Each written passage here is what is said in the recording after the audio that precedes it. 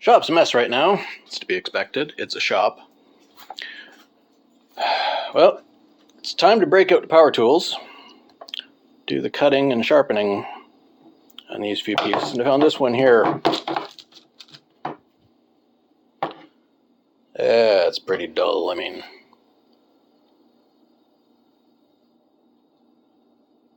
oh, fucking focus there. Yeah, you can see the chips out of it. It's dull. So I gotta sharpen that one too. So I guess the first thing I gotta do is the cutting, which means I gotta break out the angle grinder, cut tips off of that, where it's chipped off there. Cut the snapped up back end off of this one. After that, I gotta get a bench grinder and do some sharpening. Okay, I'll set you up, then we'll start. There we are. Let's get this first one cut. Screwdriver. I'm gonna cut it. And the next step, once we get the bench grinder out, is going to sharpen it. But for right now,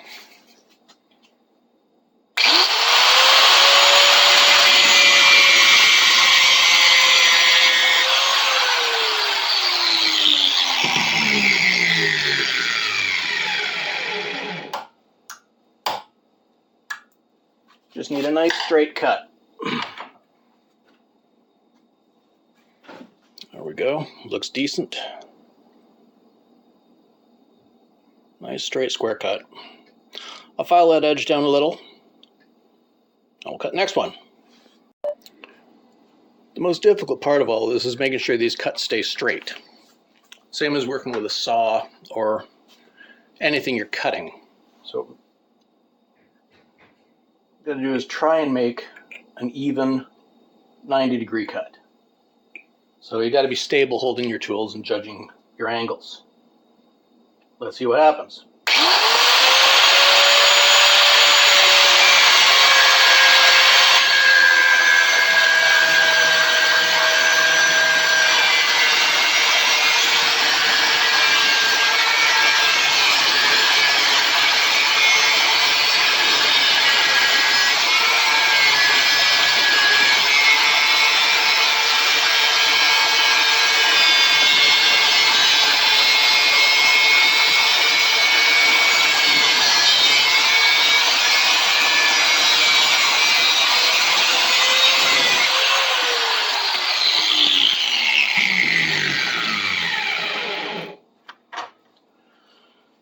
Again, a nice, straight, even cut.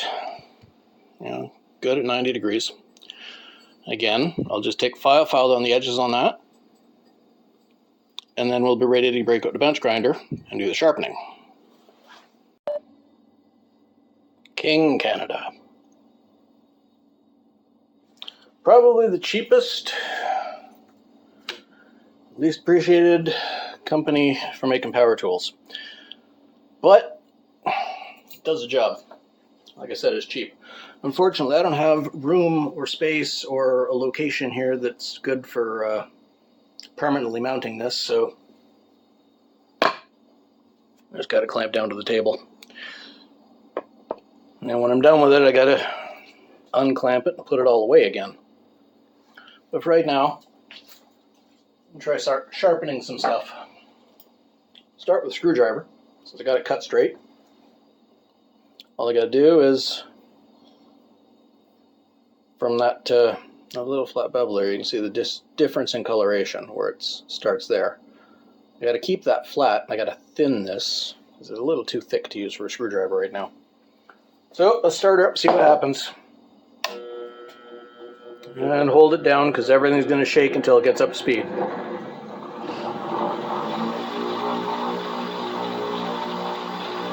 There we go. You might notice those are round and I need a flat. Well, that's what the side of the wheel's for. Not the best idea in the world, but it's what'll work.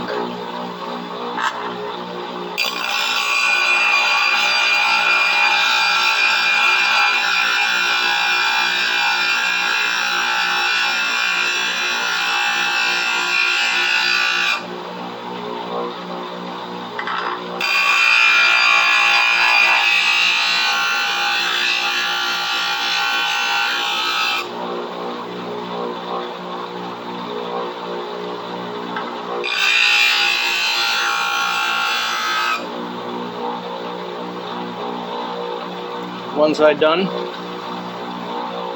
Do the other side.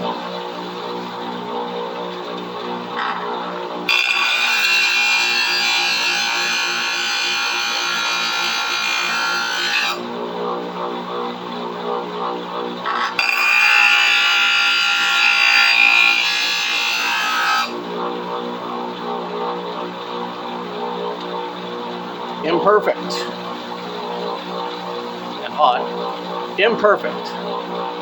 But, like I said, I'm not making these tools, these are my tools, I'm not making them perfect, I'm making them work. And it's now thin enough to use as a screwdriver.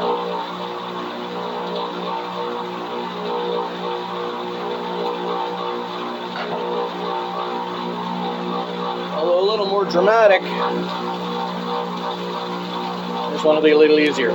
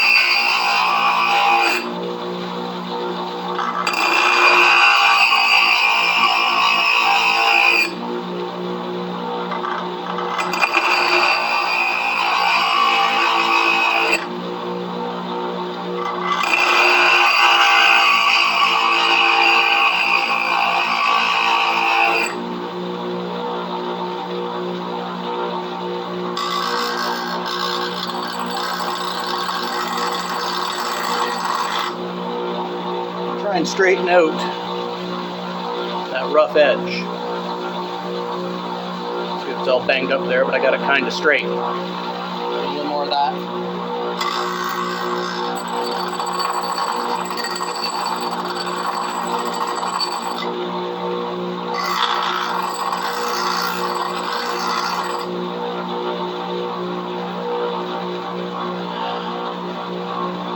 That's about as good as it needs to be. Straight. It's at the right thickness.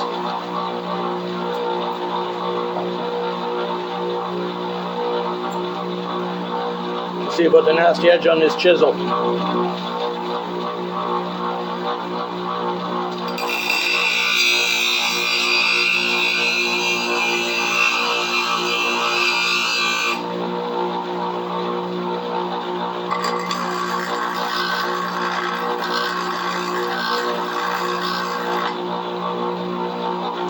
Take that nasty edge off.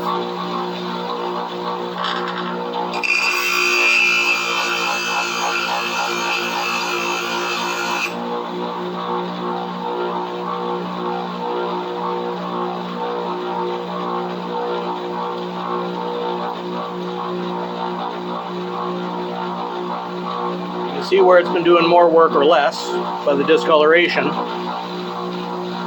But, and it's still hot, but we've got a sharp edge. We didn't touch the back surface at all.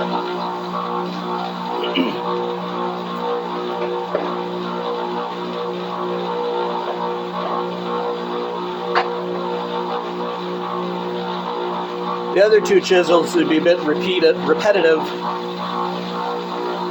So let's go over this axe. It's round, blades are round, or the discs are round, so I can use that surface. Curve it across.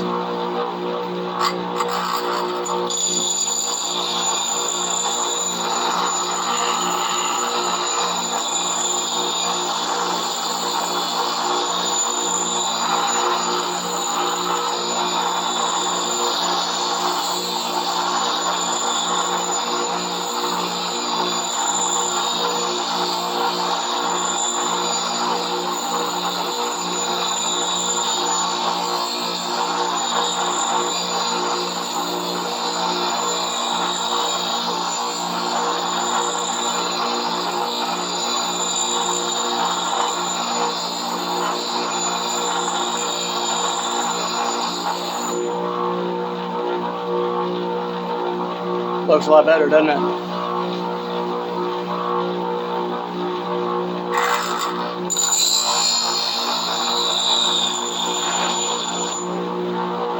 instead of that, we'll switch to this wheel so the handle doesn't get in the way.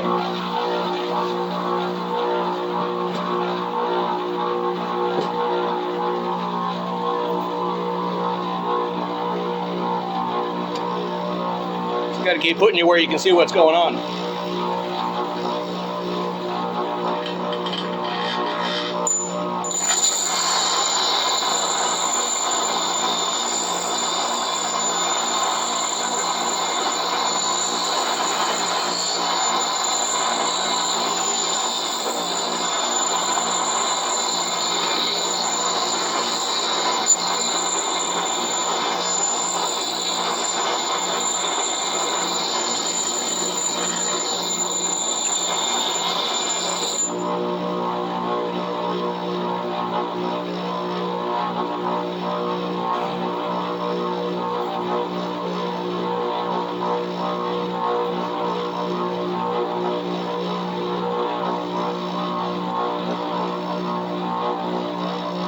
There we go.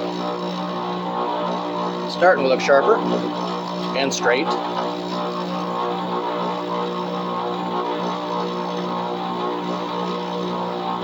So I got a tiny flat across the middle of the blade.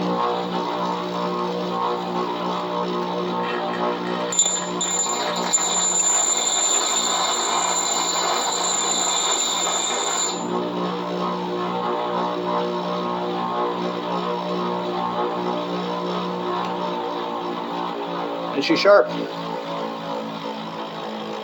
I'll do those other two chisels. You already saw a couple of those.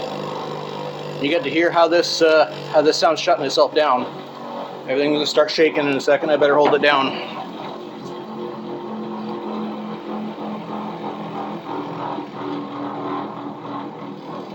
Takes a long while.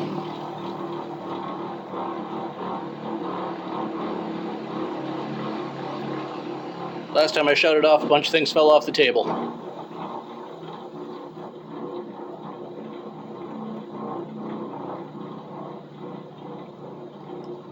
Okay, that slowed down enough. I'll do those other two chisels, and I'll show you when they're done. There we have it, ladies and gentlemen.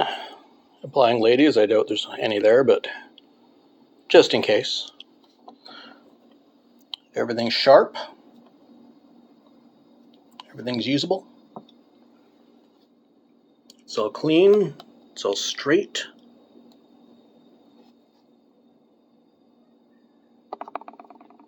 It's all nicely put together and can go back in the toolbox or in the camping gear.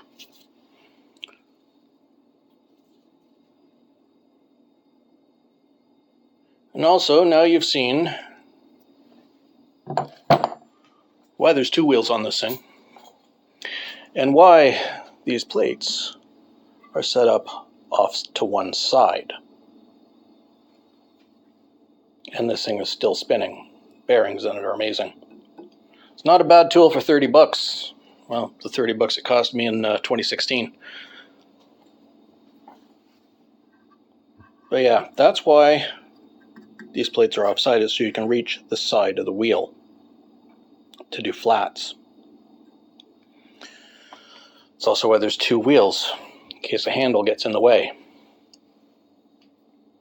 But yeah, good tool. As I said, it cost me 30 bucks in 2016. It's now 2025. So it's probably 50 to 100 bucks now. But yeah. If you're gonna pick a name brand, pick the cheapest one. Most times they all come out of the same factories anyway. So that is those. Next, I'm gonna work on a gear puller. Okay, this will be a relatively simple one. Probably be tacked onto another video. This is a Crowfoot gears puller. Simple tool. It's supposed to have a bolt running through it in order to push off of whatever gear you're pulling. Inside here, well, I can show you. We got what are called trapezoidal threads. they're more a square cut. This has triangular threads, but it is the right thread. So what I've been doing is pushing this through and forcing it through, which will knock the tips off the triangles, because this is harder than this, and that'll make this into a working screw for it. Been doing it on and off for a few days, a couple of turns at a time, and it's getting difficult now. Once I get down to where I had pushed it to so far. About there. Now I can't push it down no further because I can't get a wrench around this. And when I'm using the tool, I'm going to have to get a wrench around this. So how do I solve that problem? Well, we're going to have to break out the angle grinder and I cut this head off like that, level with the 4 flats here. Just cut it off. Take it off, make it a big square knob on the end that I can hook any type of wrench or pliers or anything else onto to drive the screw through the unit. Once I get that, well, then we got a working gear puller. So I'll break out the angle grinder, I'll put this in the vise with some leather to keep threads from getting damaged on the vise jaws, and we'll cut it off. Now let's see how well this works.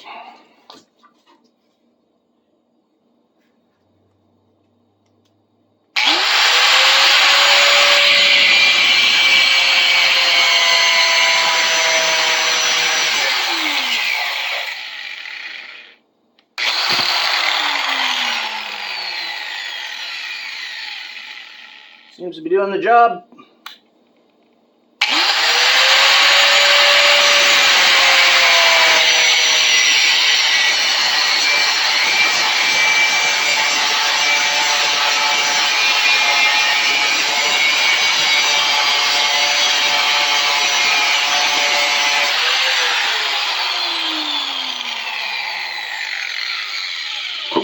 Seems to do it.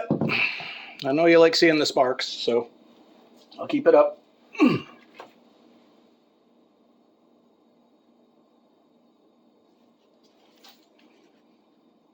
Nice and flat. I like that. Let's do the next side. I tell you what, I'll do the other 3, and I'll show you when it's done. All right, so those are cut off. Get a focus there. We've got a nice square cut. I'm gonna have to clean up the edges on there. I'll do that with a file by hand. But it's relatively square, good enough for a wrench to grab onto, and the file will clean it up and square it the rest of the way. Okay. Let's set that up and show you a couple of strokes.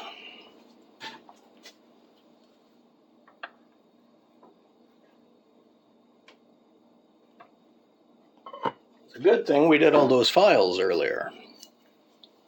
Now, this being soft makes life very easy.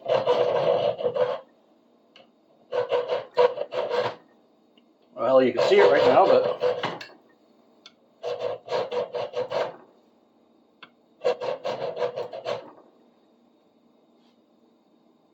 squaring this is not going to be very difficult.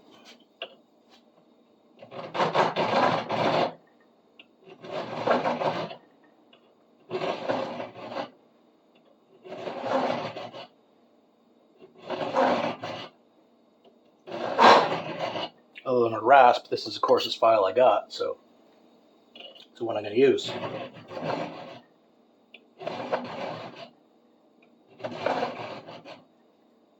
Notice I use the whole length of the blade. I put pressure on from this end and from this end as I slide it. So it's cutting using the whole length, not just one spot.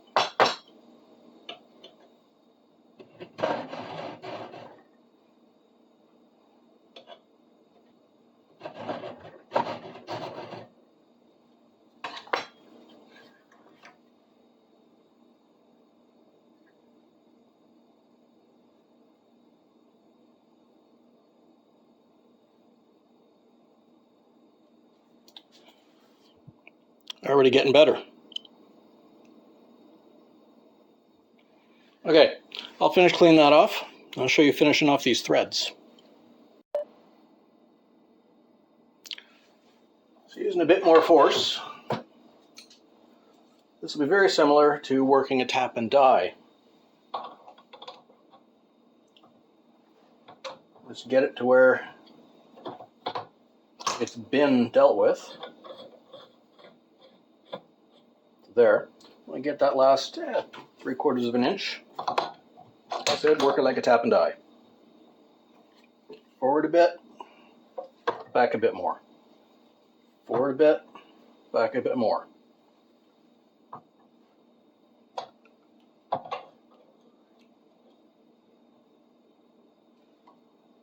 Forward and back.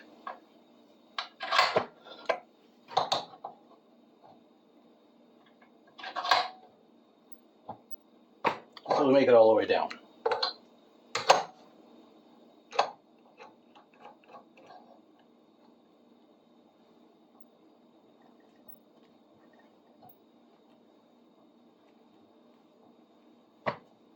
Just like that.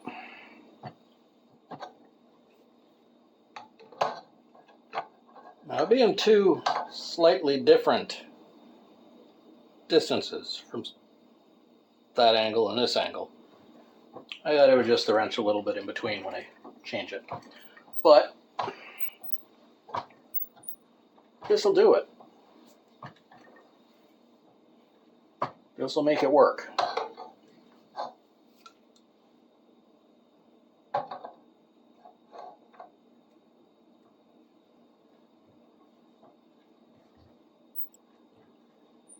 Again, luckily this bolt is relatively soft.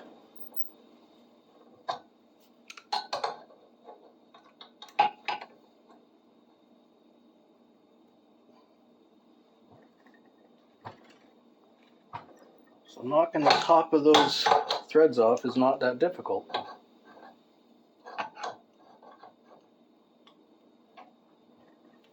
Is it going to be as good as buying a new gear puller? No. Is it going to work for the stuff I do? For the stuff most of us do? Yeah.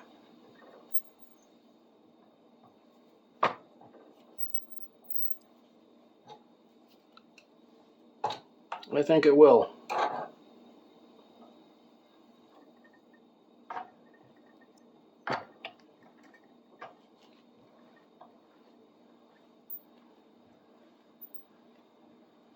As long as it does the job you need it to do. That's as good as a tool has to be.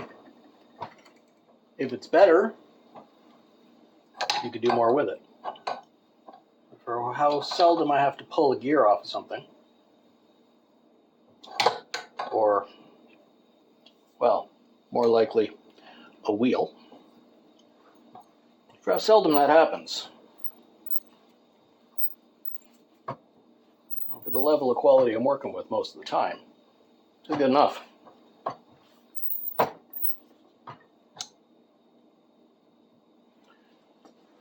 I've only got, I'm guessing that's less than ½ an inch. Let's measure it, find out. There we are. Tape measure. I'll guess at less than ½ an inch. Oh, hell yeah. Hell, it's less than 3/8. So that's a working tool now. And all it took was having 2 other tools that worked. Well, 3 if you include the vise. But yeah, we now have a working gear puller.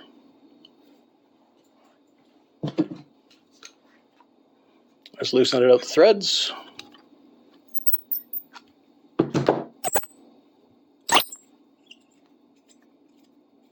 And that will do the job. And that can sit in my toolbox until I need it. All right. That's one more, ready to go. And we'll talk to you next time.